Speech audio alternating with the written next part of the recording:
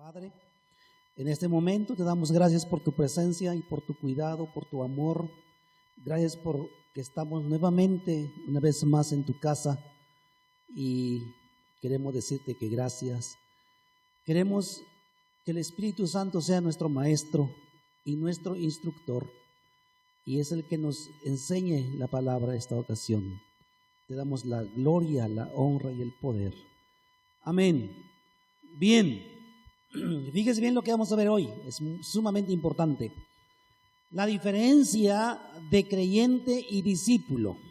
Vamos a ver la diferencia de uno al otro y pues vamos a tomar nuestra posición después de esto y tenemos que tomar decisiones muy interesantes y muy importantes en nuestra vida.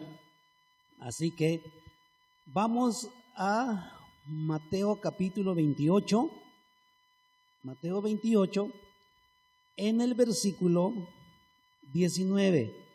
Inclusive este pasaje lo hemos leído una y otra vez en diferentes puntos de vista. Hoy lo vamos a ver, estamos en el bloque de discipulado y precisamente pues el tema es la diferencia de ser creyente y ser un discípulo. Versículo 19, capítulo 28 de Mateo dice: por tanto, id y haced discípulos a todas las naciones, bautizándolos en el nombre del Padre y del Hijo y del Espíritu Santo. ¿Ok? Enfatizamos la semana pasada el versículo 20. ¿Ok? Hoy vamos a hacer énfasis el versículo 19, solamente la parte donde dice: por tanto, id y haced discípulos a todas las naciones. ¿Ok? Aquí entonces vemos, el Señor Jesús no dice que vayamos y hagamos creyentes, no dice que vayan y hagan creyentes, sino vayan por todo el mundo y haced discípulos. ¿Se fijan la diferencia? Y uno dice, bueno, pues entonces creyente y ¿qué es con creyente? ¿Qué tiene que ver con creyente, verdad? Marcos capítulo 16, versículo 15 en adelante dice: y les dijo, id por todo el mundo y predicad el evangelio a toda criatura. El que creyere y fuere bautizado será salvo, mas el que no creyere será condenado. Y estas señales seguirán a los que creen. En mi nombre echarán fuera demonios, hablarán nuevas lenguas, tomarán en las manos serpientes, y si bebieren cosa mortífera no les hará daño. Sobre los enfermos pondrán sus manos y sanarán. ¿Ok? Aquí no encontramos la palabra discípulo, ni creyente tampoco. Pero más adelante vamos a ver a quién se le aplica este pasaje. Si se le va a aplicar al creyente o el discípulo. ¿Ok? Entonces tengamos eso en memoria. Más adelante lo vamos a analizar un poquito más. Bien. Para poder entender, vamos a ver primero algunas definiciones de creyente y de discípulo. Bien, la definición de creyente significa una persona que es devoto, ¿sí? Que cree en algo. En otras palabras, es una persona que tiene una religión, es un religioso, que tiene un poquito de piadoso, de ser piadoso, ¿ok? Bien, y la definición de discípulo significa seguidor. Inclusive les voy a leer en Mateo capítulo 28 una versión, la versión se llama Palabra de Dios para Todos. Y en esta versión, en el versículo 19 dice: así que hagan seguidores en todas las naciones. Esa es la versión Palabra de Dios para Todos. Entonces, un discípulo es un seguidor de Jesús. Porque recuerden que para seguir a Jesús se paga un precio. Hay un alto precio para ser un discípulo. Entonces aquí en esta versión dice que hagan seguidores.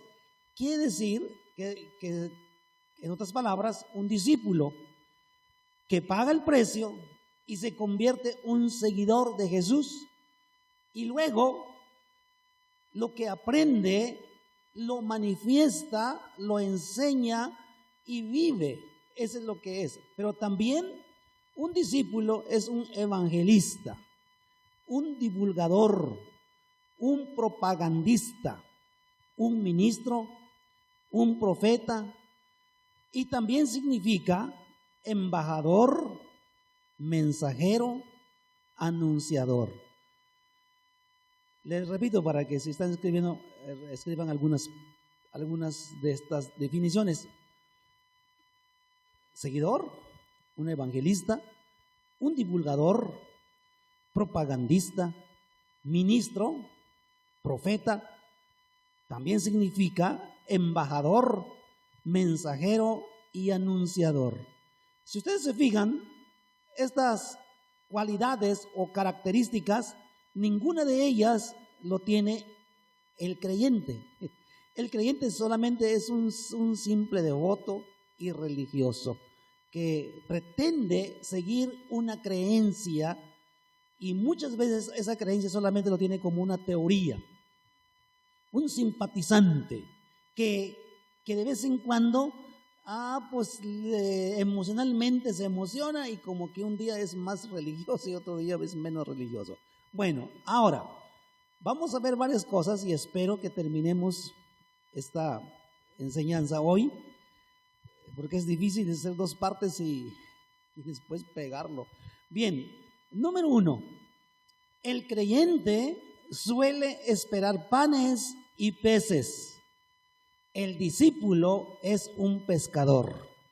Repito, el creyente suele esperar panes y peces. El discípulo es un pescador. Esto nos recuerda cuando el Señor Jesús alimentó a 5,000 personas y su alimento fue de pez, de pescado y pan. Entonces el creyente siempre va a esperar que le traigan el alimento, que le acerquen el alimento, y la diferencia del discípulo es que no espera que lo traigan, sino va a pescar, ¿ok? Bien, ahora, la mayoría de los creyentes, su tarea principal es consumir lo que el reino de Dios le ofrece. Pero pocas veces, por no decir nunca, se ponen a la disposición del Señor, y en todo lo que son y lo que hacen, y en otras palabras, les gusta recibir, pero nunca dar. Además, viven conformados con lo que son y con lo que hacen. Por eso el apóstol Pablo en Romanos 12:2 dice: no os conforméis a este mundo. No se conforman, no se queden estancados. Entonces el creyente es una persona, es un consumidor nada más de las cosas de Dios. Viene a la iglesia, se sienta, escucha y al final da su opinión y dice: fue un buen mensaje porque me gustó y es lo que yo quería oír. Y otra ocasión, no, y no me gustó porque se pasó el predicador y como que se pasó de religioso y como que dijo muchas cosas muy demandantes y eso no me conviene. Y solamente está dispuesto para recibir, pero nunca dar, y menos ir a pescar. Sin embargo, el discípulo no espera con las manos extendidas: dame, yo quiero eso, dámelo. Sino que está en movimiento y en acción en el trabajo de las cosas de Dios. El discípulo no es un consumidor, es un proveedor. Además, es una persona, un hijo de Dios desprendido, generoso, disponible en la obra del Señor. No está esperando a ver qué pasa, no está esperando que le sirvan, sino que él mismo busca servir al Señor. Número 2, el creyente lucha por crecer. el discípulo por reproducirse. Fíjense la diferencia. Uno lucha por crecer y quién sabe si alcanzará el crecimiento y la madurez en el transcurso de su vida, quién sabe. Pero el discípulo, porque ya está maduro, ha crecido y ahora su trabajo es reproducirse. Es decir, gana almas, trae las almas, los visita, les enseña los primeros pasos, les enseña la primera doctrina, la primera base de la doctrina de la palabra del Señor, y luego le continúa y después vienen esa gente a la iglesia. El creyente común casi nunca piensa en los demás. La mayor parte del tiempo está pensando en sí mismo. Siempre piensa, ¿qué puedo obtener de esto? ¿En qué va a beneficiarme en este asunto? Si yo me hago cristiano y me voy a la iglesia, ¿qué me van a dar? ¿Qué voy a obtener allí? ¿Qué voy a ganar? ¿Qué ganancia? Bueno, pues les voy a decir que soy muy pobre, que no tengo esto y quiero que me ayuden. Quiero que me ayuden porque esa es la finalidad. Y dicen que los hermanos y los cristianos que siempre apoyan, siempre dan, y pues yo voy a ver qué voy a obtener. Ese es el pensamiento del creyente. Lucha por crecer, pero solamente busca su beneficio personal. En cambio, el discípulo se reproduce siguiendo este pensamiento de compartir con los demás todo lo que recibe o las experiencias de la vida que obtiene en el Señor, los comparte con todos aquellos que la necesitan, compartiendo la palabra del Señor. Siempre está dando y siempre es la persona que es el hermano que siempre lo vas a encontrar. Hermano, Dios te bendiga, tú puedes, el Señor está contigo. Dios, yo voy a orar por ti. ¿Qué necesidad tienes? ¿Qué está pasando en tu vida? ¿En qué te puedo ayudar? Siempre está allí pendiente de lo que puede hacer por los demás y no solamente busca su provecho propio. Número 3, el creyente se gana, el discípulo se hace. ¿Okay? El creyente se gana, el discípulo se hace. Bien, hay un evangelista de los años pasados y este evangelista dijo la siguiente frase. Dijo, cuesta un 10% de esfuerzo ganar una persona para Cristo. Fíjense bien, cuesta un 10% de esfuerzo para ganar una persona para Cristo, pero que cuesta un 90% de esfuerzo que permanezca en Cristo. En otras palabras, a los creyentes tenemos que andarlos acarreando, arreando. Vamos, hermanos, no se desanimen, hermanos, sigan leyendo la Biblia, comparte la palabra con tu vecino, con tu amigo, predica la palabra, no dejes de orar, no dejes de leer la Biblia, ven a tus discipulados, no faltes, por favor, ven, acércate más a Dios. Eso es lo que se refiere, que el 90% se requiere esfuerzo para poderlo ayudar a que permanezca en el camino del Señor. Entonces lo que significa es un trabajar tremendo, ¿sí? Finalmente, ¿por qué? Porque, como dijo Yasmín, es un simpatizante y trabajar con un simpatizante es algo como hacer algo al aire, ¿ok? Porque no recibe, no se compromete, no hace nada. Es como un alumno que la maestra, el maestro le deja tareas y el día siguiente se presenta sin las tareas, ¿sí? No hace las tareas, no estudia, no hace nada, no se quiere superar y el maestro dice, no, pues está difícil pasarlo, ¿ok? Entonces, eso es lo que hace un creyente, mientras que el discípulo es un líder tiene motor propio, tiene iniciativa propia, va avanzando en el camino del Señor, caminando todos los días, ¿ok? No necesita que le digan, vamos hermano, lee la Biblia, ven a orar, ven tu discipulado, no faltes a la iglesia, por favor, ven los domingos, acércate. No necesita que le estén diciendo o recordando todo esto, porque en su interior hay una fuerza, un motor propio que lo hace caminar por sí mismo. Amén. Y como los pastores nos gustaría tener ese tipo de personas, todos, ¿verdad? Que sean todos así de esa forma, pero a veces pues uno tiene que tener también de todo, ¿verdad? Número 4, el creyente depende en gran parte de los pechos de la madre. Es decir, el creyente depende 100% del pastor y de los ancianos y de la iglesia. Y les explico por qué o cómo está ese asunto. Sin embargo, el discípulo, la mayoría de creyentes esperan que el pastor se haga responsable de su crecimiento, y más cuando está fallando. Se necesita buscarlo, ir por él, hablarle.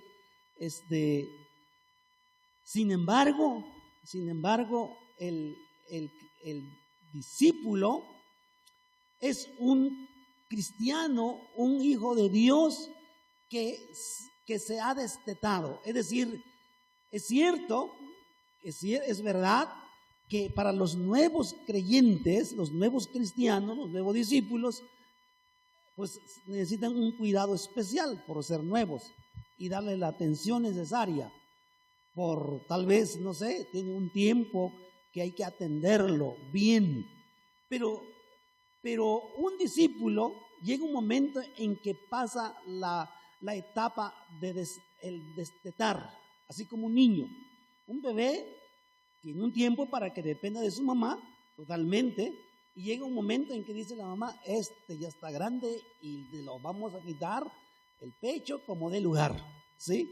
Y allí hay una tremenda guerra que se desata porque el niño no quiere dejar el pecho, pero la mamá dice, no, ya estás grande y como de lugar te lo vamos a quitar. Y es un batallar tremendo, ¿no? Entonces un cristiano sí tiene que depender de la iglesia, de los maestros, de los instructores, pero tiene que llegar un día en donde tiene que tener su cierta independencia de las cosas de Dios y caminar por sí mismo. Sí, los papás, la mamá hace cosas tremendas para que dejen el pecho. Un padre va con su niño por la calle y de pronto el niño se cae. En vez de levantarse por sí mismo, mira a su papá y le dice, levántame. Papá, levántame, me caí. Y así muchas veces, muchos creyentes tienen esta actitud y este estilo de vida y quieren que el pastor haga todo lo que necesitan para que crezcan. Cuando ya pasó 1 año, 2 años en la iglesia y todavía hacen eso, quiere que los consuelan, que viven orando por ellos y ellos no hacen nada por sí mismo. Si el pastor no llega a la iglesia, ese día no va a haber nada porque toda la iglesia son niños y todos traen su chuponcito en la boca, mientras que el discípulo busca siempre su propio alimento y siempre está listo para servir a los demás. Amén. Esto no significa que el trabajo pastoral se acaba con los discípulos. No se acaba, porque está continuamente el pastor monitoreando sus vidas, hablando con ellos, enseñándoles, preguntándoles cómo van, cómo se encuentran. Pero muy diferente aquellos que dependen el 100% y que pues no dejan chance, no le dan chance a otros que los atiendan, que a otros también tengan esa atención, ¿ok? Entonces, el discípulo busca camina donde está el alimento, tiene su devoción personal, tiene su propio programa de lectura de la palabra, no necesariamente que le estén diciendo, tiene una vida de oración y ayuno, busca por sí mismo, no necesita que digan, hey hermano, ponte a ayunar, hey hermano, vengan, vamos a ayunar todos aquí en la iglesia, les invitamos, sino que por su propia cuenta hace una vida de oración y toma la oración, la lectura de la palabra y el ayuno como una disciplina, ¿ok? Como una disciplina que integra a su vida o implementa eso en su vida espiritual. A propósito, si usted no está practicando el ayuno, pues ve pensando para practicar y conviértelo como un estilo de vida y como una disciplina personal, ¿ok? Eso te va a ayudar muchísimo. Estamos diciendo que, hablando hace rato de una niña que se decidió a tomar tiempo de oración y ayuno para transformar su temperamento y lo está logrando. Entonces, tiene grandes beneficios el practicar el ayuno, la oración personal, la lectura de la Biblia personalmente. Eso ayuda mucho. Número 5, el creyente busca siempre los halagos. El discípulo busca el sacrificio vivo. Romanos 12:1, ahí habla de eso. Si dentro del cristianismo, hermanos, no estuviéramos tan preocupados por los reconocimientos personales, nuestro crecimiento personal y compromiso estuvieran muy alto. Pero muchos creyentes que están en ese nivel de ser creyentes siempre buscan el elogio y los halagos. Ahora, un elogio y un halago no es malo. Les hemos mencionado en algunas ocasiones, quizás no todos los días, no todos los domingos, les hemos dicho gracias hermanos por trabajar, gracias hermanos por limpiar este lugar, por tener listo, bien, agradable este espacio que es casa de Dios, que todos lo disfrutamos, y ese es un halago, un reconocimiento. Pero aunque un discípulo, aunque no le digan eso, está comprometido y sabe su rol dentro del cuerpo de Cristo, y si le dicen algo y dice gracias, y si no dicen nada, dice yo estoy comprometido, ¿ok? Pero un creyente siempre va a buscar halagos, y si hace algo y si no lo halagan, no lo reconocen en público, dicen hermanos, yo les quiero presentar a este hermano porque hizo esto y esto, entonces él se levanta y dice, oh sí.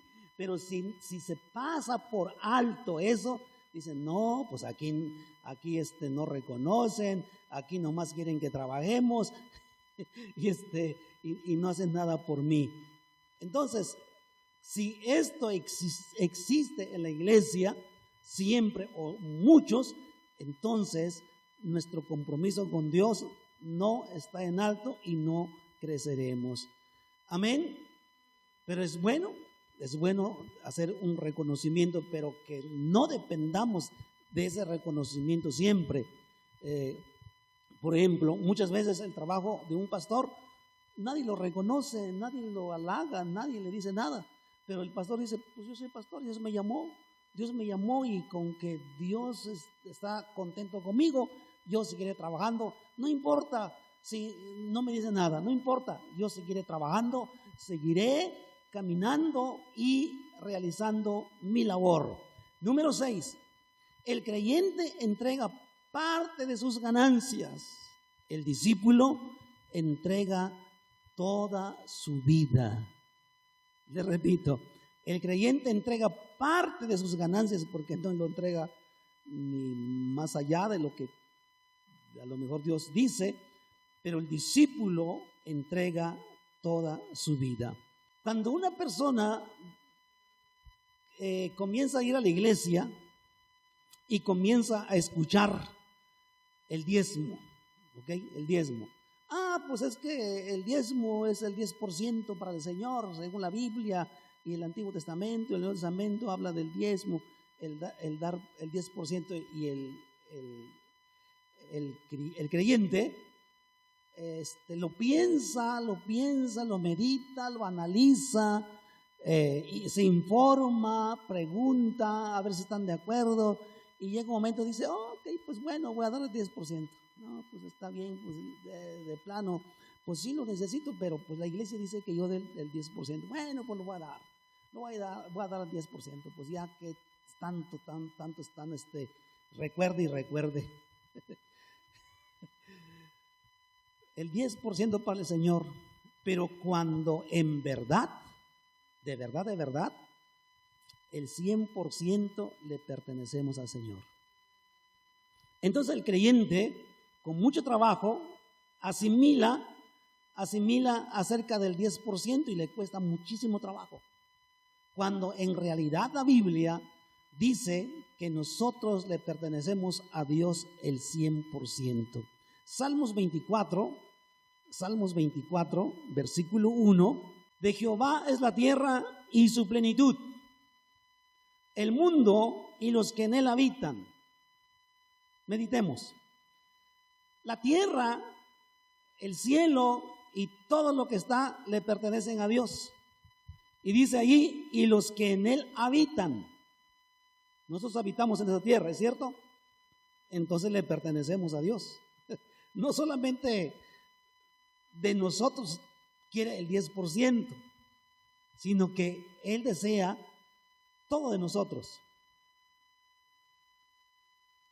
Mientras no le hayamos dado o no le damos al Señor el 100% de nuestras vidas, no le hemos dado nada. Porque seríamos cristianos promedios. No importa si te falta entregar el 1% que te queda por entregarle al Señor, sigue siendo un cristiano promedio, un creyente promedio, porque el Señor quiere de nosotros el 100%. Y esto es una dimensión precisamente que de nuestra parte, que no nos gustaría que existiera, ¿ok? Pero es una dimensión que no todos los que vienen a la iglesia están en esa dimensión o en ese nivel, porque muchos están en el nivel muy bajo, es decir, un promedio muy bajo espiritualmente, hizo compromiso, hizo entrega con Dios. Segunda carta del apóstol Pablo a los Corintios, capítulo 8, en el versículo 5, dice: y no como lo esperábamos, sino que asimismos se dieron primeramente al Señor. Ahí si ustedes se fijan, arriba del capítulo 8, ahí arriba hay un título, dice la ofrenda para los santos, ¿ok? El capítulo 8 entonces habla de las ofrendas, y aquí en esta ocasión era ofrendar, dar una ofrenda voluntaria para ayudar a los hermanos que estaban pasando por necesidad. Entonces, después de llevarse a cabo esto,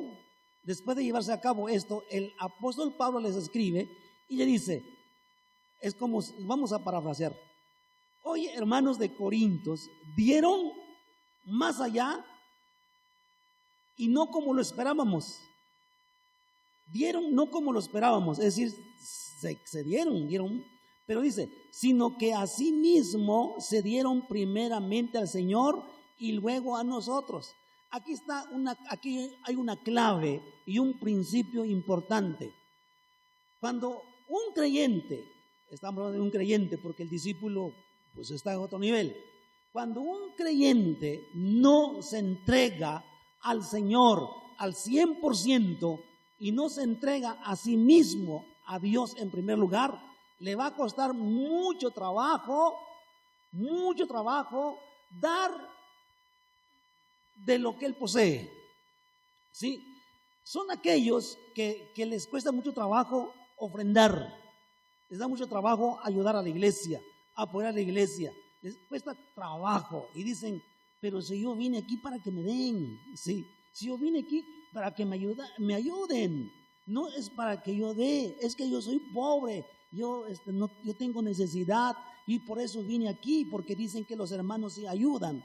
Sí, claro que sí ayudan, los hermanos sí ayudan, pero cuando eso se toma como un estilo de vida y como algo que hace rato dijimos, que solamente tienen las manos extendidas para que reciban, pero no dan nada. Entonces aquí, si no se entregan al Señor completamente, les va a costar trabajo dar aquello que el reino de Dios necesita, o como parte de su crecimiento, hermanos.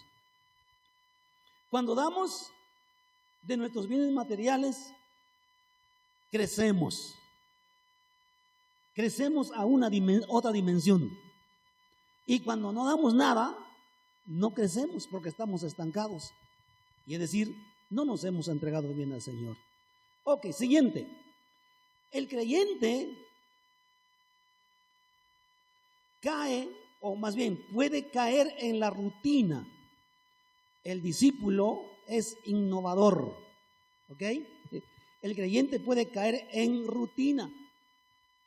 Es decir, como es un poco religioso y como es un simpatizante y como que tiene ciertos momentos es un devoto, es muy fácil caer en una rutina. Y muchos creyentes van a la iglesia o a su iglesia por rutina, no por algo que nace en su corazón, no porque hay un fuego, hay un fervor en ellos, sino que es una rutina y dicen, vamos a cumplir. Familia, vamos a la iglesia para cumplir. Y cuando termina la reunión, el culto, el servicio, como sea, dicen, ya cumplimos, familia, ya cumplimos, pastor, ya cumplimos, ahí nos vemos. Sí, ya cumplimos. Es por cumplimiento, es una rutina. Pero el discípulo es innovador en su vida espiritual y no cae en la rutina. Busca siempre cómo vivir la vida cristiana y cómo servir al Señor.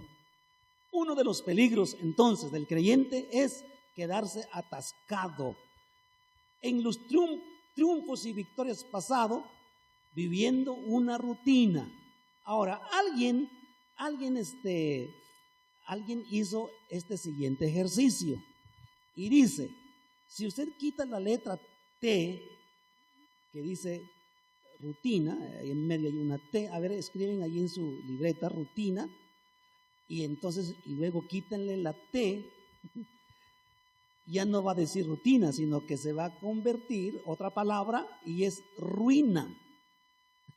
Entonces, un creyente, cuando cae en rutina, quiere decir que cae en ruina, ¿sí? Cae en ruina en su vida espiritual. Y hay muchos creyentes precisamente que están viviendo en ruinas en su vida espiritual. Está en ruinas en su devoción, en su oración, en su lectura de la Biblia, en asistir a la iglesia, en ayunar, en ganar almas, en predicar el evangelio. Está en ruinas.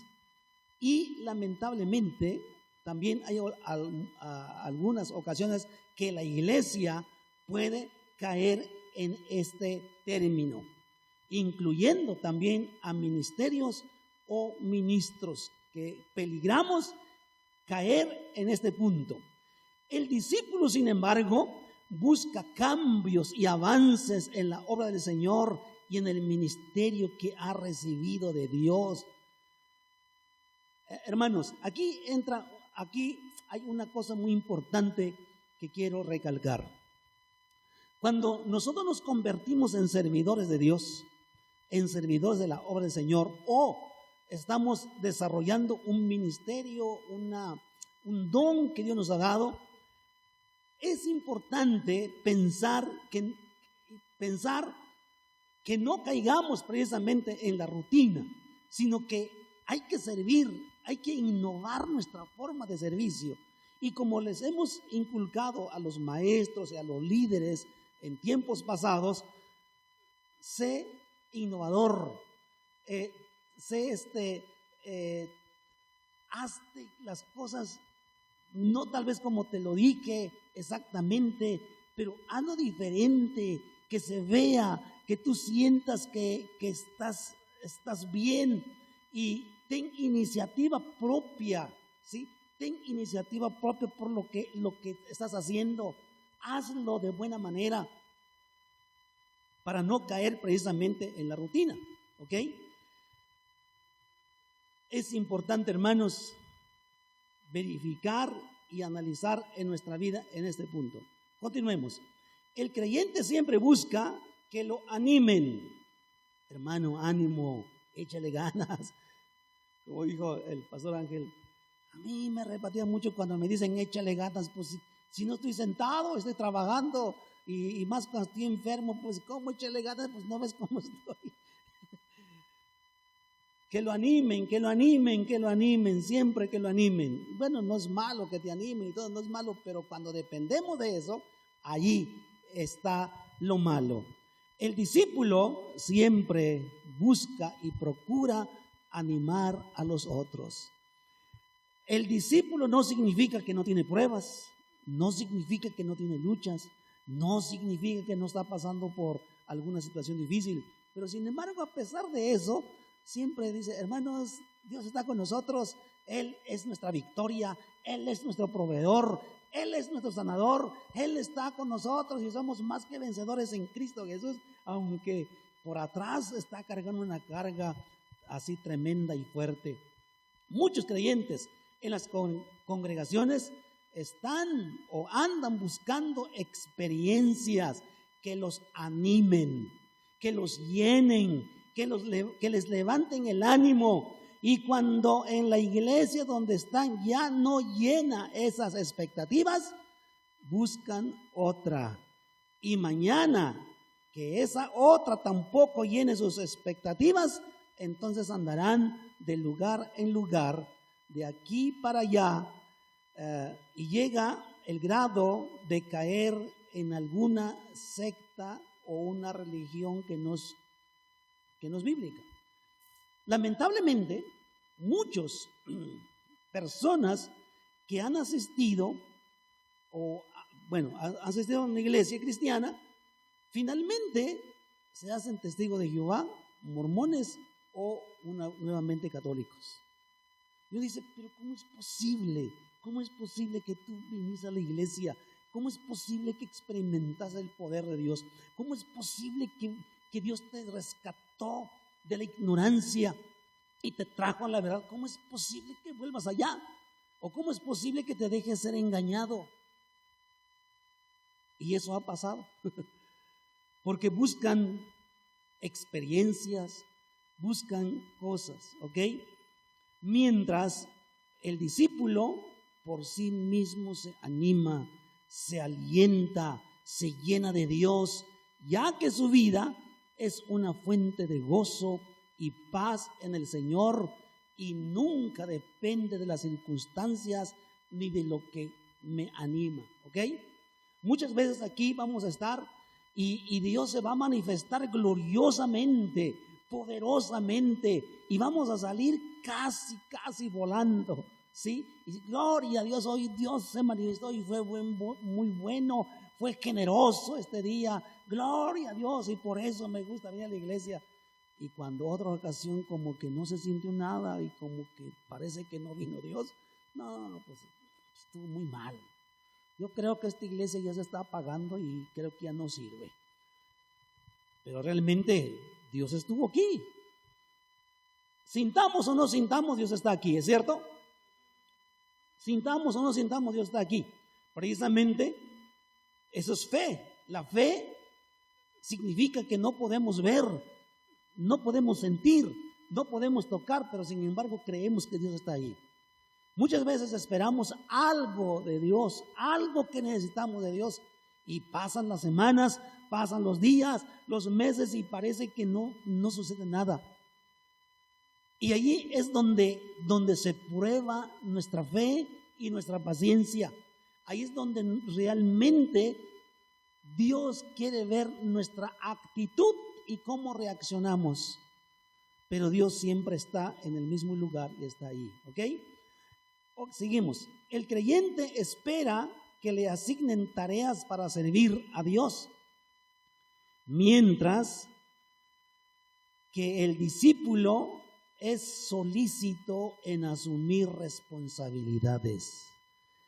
El creyente dice, quiere que lo nombren oficialmente y lo pongan aquí al frente y lo nombren, hermanos, este hermano lo vamos a nombrar a este puesto y lo vamos a colocar aquí y gloria a Dios, queremos que sirva. El creyente siempre espera que le asignen tareas para servir, mientras que el discípulo es solícito en asumir responsabilidades, aún así no le nombren o le pongan esa tarea. Amén. Yo me siento orgulloso por ustedes, porque no necesito decirles, hermanos, hagan aquí, hagan allá, hagan lo otro. Tienen iniciativa propia, tienen innovación y de pronto aquí le mueven y todo está bien y gloria al Señor. A mí me edifica eso. Hay 3 cosas que el discípulo hace. Número 1, identifica las necesidades. Ve que no falte nada y que todo esté en orden. Y quiero que siguen trabajando y tomen esa visión. ¿Ok? Mi trabajo aquí es muy diferente y sí me gustaría todo hacer eso y lo puedo hacer, pero mi trabajo es muy diferente y en el aspecto de seguir acondicionando este lugar, pues a mí me toca eso y cada día yo veo ahora qué me hace falta, a dónde le doy prioridad, porque es inmenso la tarea. Entonces yo tengo que analizar, ver las prioridades para poder planear y ejecutarlas y ponerme metas. ¿En cuánto tiempo lo logro eso? Ok, pues en tanto tiempo y manos a la obra. Y en el caso de ustedes, porque no estén involucrados en esa tarea, bueno, solamente fíjense, identifiquen las necesidades que pueden ver. Y una vez identificada la necesidad, pues ahí estás. Ahí está tu trabajo o tu tarea. Número 2, usa los dones que Dios le ha dado para llenar esas necesidades. Usa el discípulo, una vez que identifica las necesidades, entonces pone en acción sus dones, sus habilidades, sus talentos para llenar esa necesidad. Y no espera que otro lo haga y solamente disfrutar, sino que él se apunta y dice, ok, ya vi y con la ayuda de Dios yo voy a cooperar y yo voy a hacer esta labor. Número 3, se capacita para darle a Dios el servicio que Él se merece. Es decir, ve la necesidad, pone sus habilidades y sus talentos, pero si no los tiene, dice, capacítame para hacer eso. Capacítame para hacer eso. Por ejemplo, porque eso nos ha tocado vivir. De pronto hay 20 niños y muy poquitos maestros, ¿ok? Ahí hay una necesidad. Entonces, ve la necesidad, dice, pero yo quiero hacerlo, pero no sé cómo se hace. Pastor, ¿me podría enseñar? Yo quiero ser maestro de los niños, pero no sé nada. Pero si me enseña, yo quiero trabajar ahí. Eso es lo que trata este punto. Eso es lo que trata este punto, el punto 3, hablando de que el discípulo es solícito para asumir responsabilidades y no necesita que lo nombren. Entonces, ¿qué se hace con ese discípulo? Pues se les da una capacitación, tal vez no intensa, solo para que comience a trabajar y siente que tiene los recursos y las herramientas para atender a los niños. Es solamente un ejemplo, ¿ok? Seguimos. El creyente murmura y reclama. El discípulo obedece y se niega a sí mismo. El creyente murmura y reclama. ¿Se acuerdan del Antiguo Testamento hablando de la trayectoria del pueblo de Israel hacia la tierra prometida? ¿Se acuerdan? Con Moisés y el pueblo de Israel, ¿se acuerdan? El pueblo de Dios no hay agua y murmuran, reclaman y casi apedrean a Moisés. ¿Sí? Les falta comida y hacen eso. Les falta carne y también. Falta esto y murmuran y reclaman.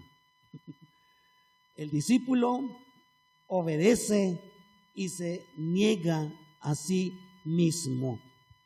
En el capítulo 6 del libro de los Hechos, allí encontramos que al inicio de la iglesia de nuestro Señor Jesucristo, en la cual nosotros venimos de allí, había murmuración de parte de los hermanos.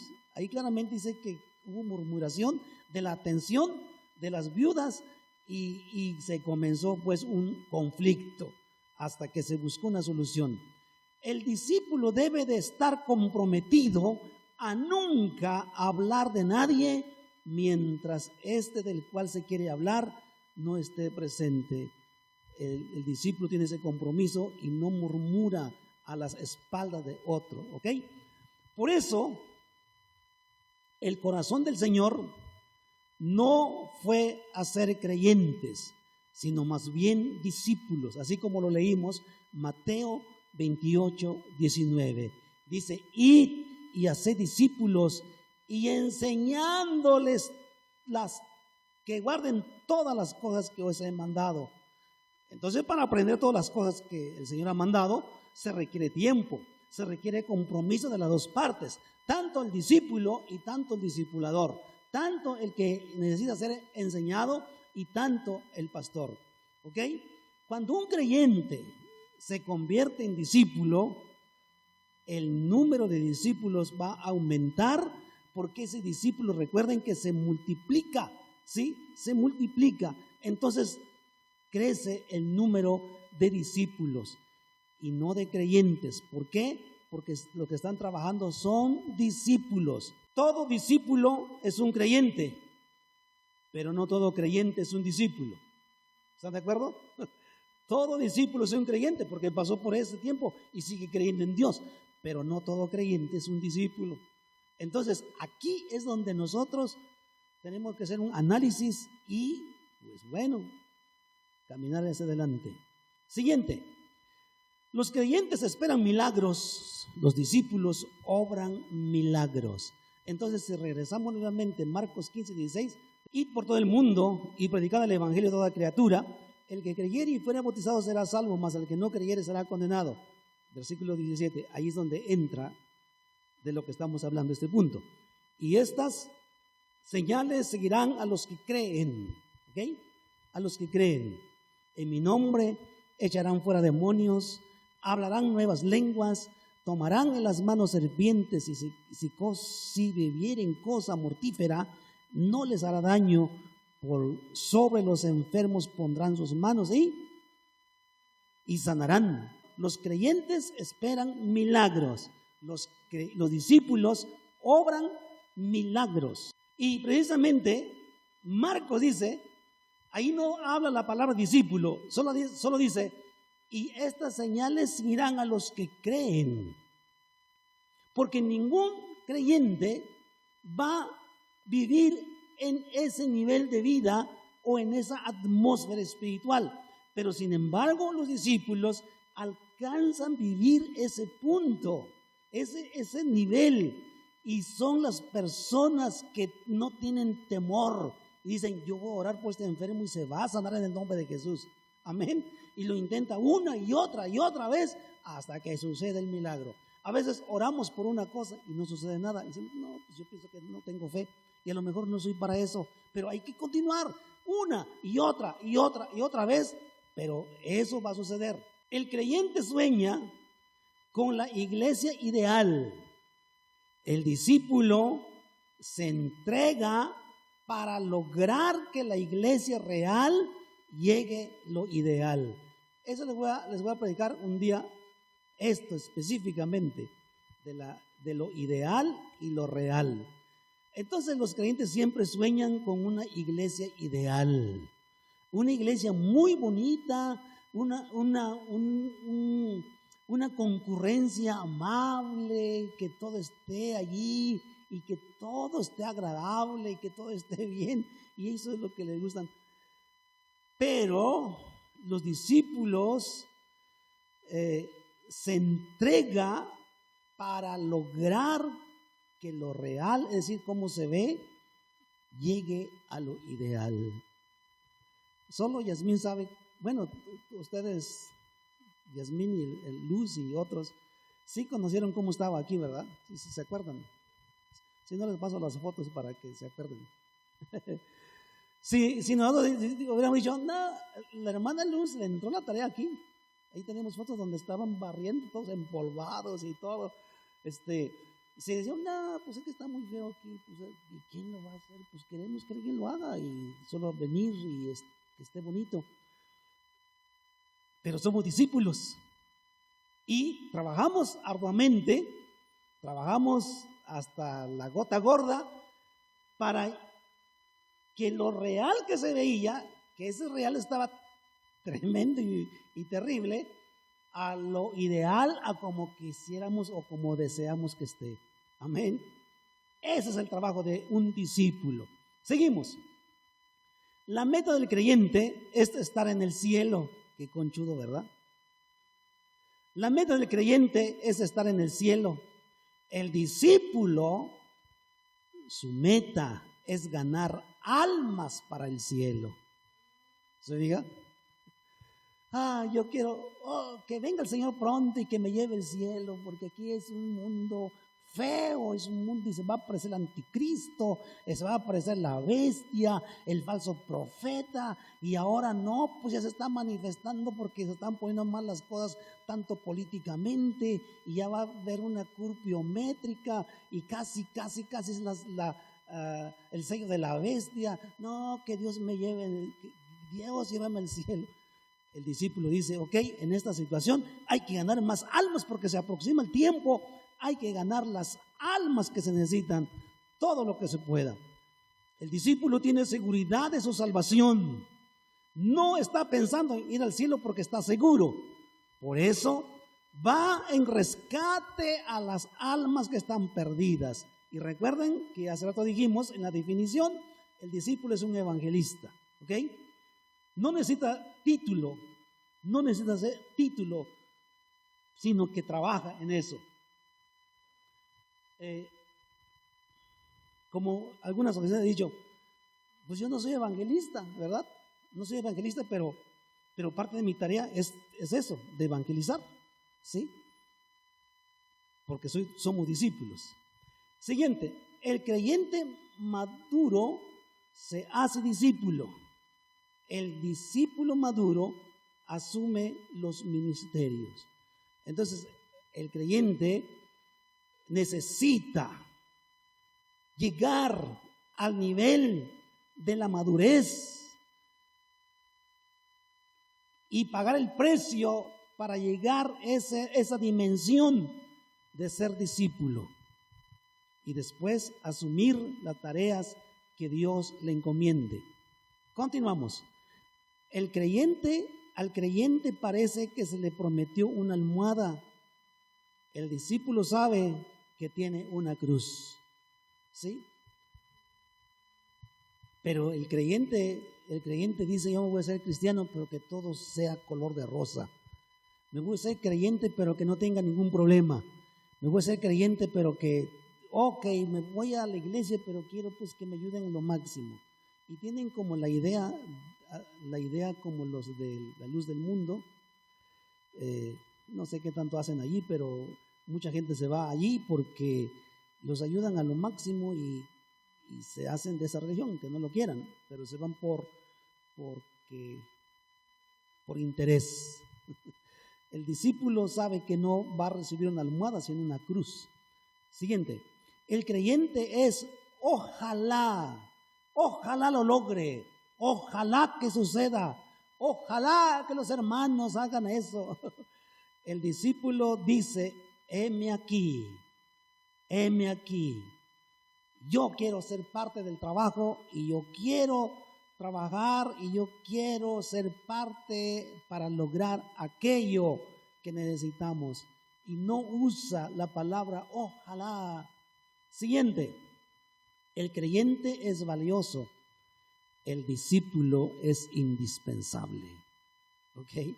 El discípulo es indispensable. El creyente tiene valor como persona, pero el discípulo es una persona que es sumamente importante precisamente en la iglesia. Último, el creyente quizá predica el evangelio. El discípulo hace discípulos porque ha asumido su llamado y su asignación. El creyente quizá va a predicar un día, pero el discípulo siempre predica. Amén. La pregunta final es esta. Entonces, ¿tú qué eres? ¿Qué eres, amado hermano? Los que nos están escuchando a través de la grabación, la pregunta es, entonces, ¿qué eres? ¿Eres un creyente o eres un discípulo? Si todavía eres un creyente, que por definición es un religioso, pero eres todavía, ¿cómo dijimos, Yasmín? Un simpatizante, que no estás comprometido, entonces es tiempo de que te comprometas con Dios, en tu iglesia y con el Señor, mayormente. Y nosotros los que somos discípulos, tenemos que continuar la tarea, ¿ok? Esto nos ayudó como una información, como algo que nos anima para continuar realizando nuestra tarea de ser discípulos. Levanten su mano al Señor, ore conmigo. Padre, gracias por este día, gracias por tu palabra.